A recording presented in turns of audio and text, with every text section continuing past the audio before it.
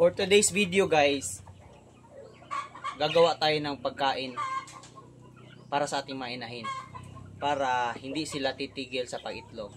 So una, kuha tayo ng pagkain nila. Ito guys.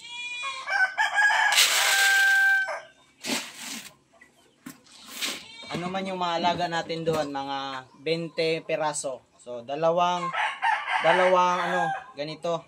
Tapos kukuha naman tayo ng another feeds.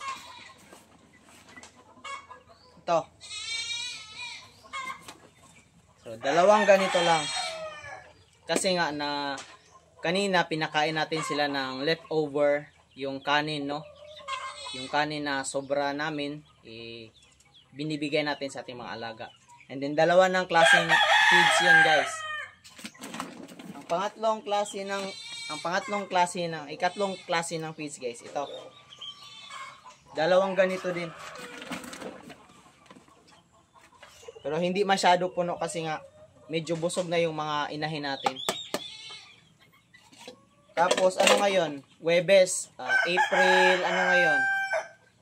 3. So ang schedule ko sa April 3 ito. Vitamins, feed supplement ito guys. May tatlong klase tayong feed supplement guys. Ito, tsaka ito. So, tatlong klaseng feed supplement guys. Vitamins para sa ating mga alaga. And, ayun. Haluin natin guys.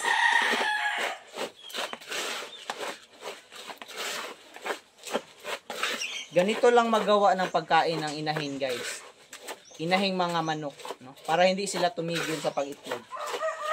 Kasi nga, 2 beses na ako naka-harvest. Kahapon pala, ano yun lahat? 21, no?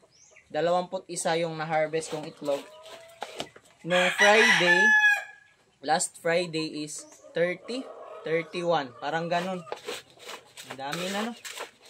Aside nung 31, nakadala na ako ng mahigit 20 piraso din yun. Mahigit 20 piraso.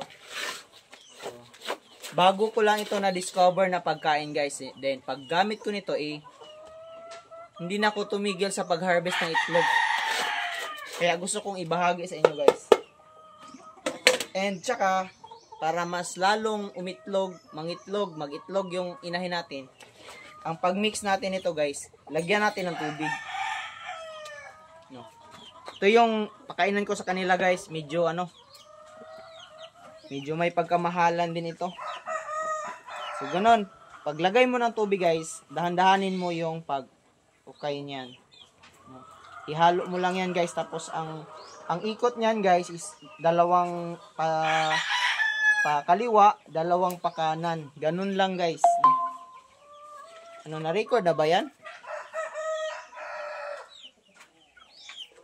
Na-record na pala. No. So, yan. 2 pa kaliwa, 2 pa kanan. Ganun guys, para ang paghalo ng pagkain ng ating mga inahin. Tapos, ano man yun sila yun doon guys, mga 6. 6. Anong 6? 20. Tapos may 3 tayong, yung barako, no? Yung rooster, no? 3 rooster. So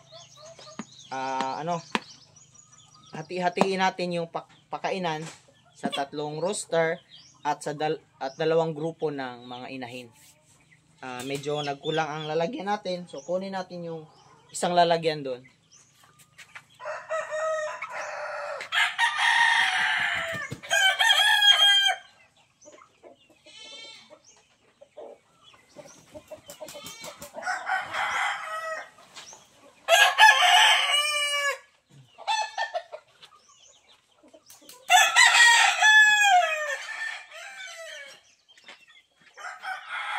So ito, kinuha na natin.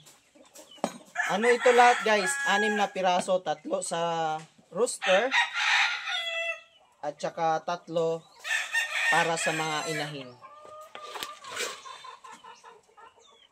Konti lang kasi nga busog na yung mga Kunti lang lagay natin guys kasi busog na yung mga inahin natin.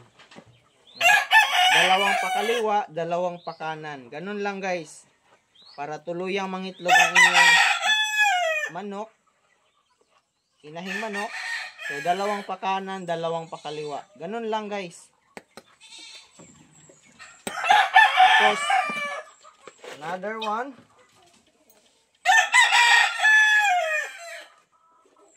Lagyan ng tubig. Nilagyan ko ng pampakulay yung tubig guys. No, ang ginamit ko guys is molasses, pampakulay. No, dalawang pakanan, dalawang pakaliwa.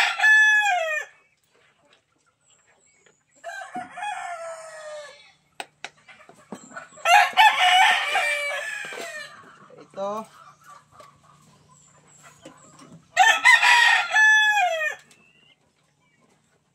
Dalawang pakanan, dalawang pakaliwa. So maingay na yung kambing natin guys kasi inihiwalay na natin siya sa kanyang mama. Kahapon habang dinadala ko sila sa damuhan, ayaw nang magpadede ng inahin. So ayun, itinali ko na yung anak niya guys para hindi na makaistorbo sa kanya. And sa darating na Sabado, dalahin natin yung inahing kambing sa barako para mabarakuhan, no? Para maano na naman, mabuntis na naman, no? Dalawang pakanan, dalawang pakaliwa. So yun.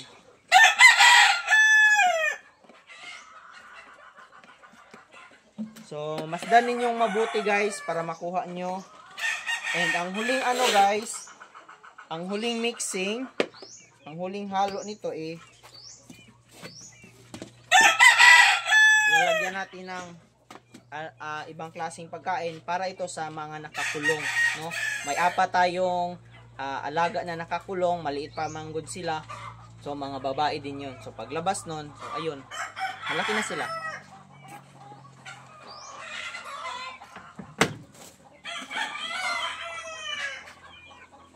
So simple lang guys, simple lang yung pagkain guys. Sigurado ako guys, hindi titigil sa pag-itlog ang mga alaga natin ito guys. You know, kung marinig nyo guys ang ingay, nag-itlog na naman kasi yon. Then pagpasok natin ngayon, sasalubungin tayo. Yun.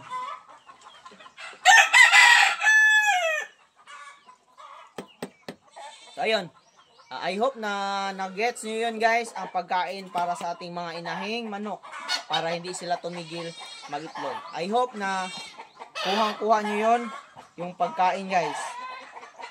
So, thanks for watching. Bukas na naman, another tutorial.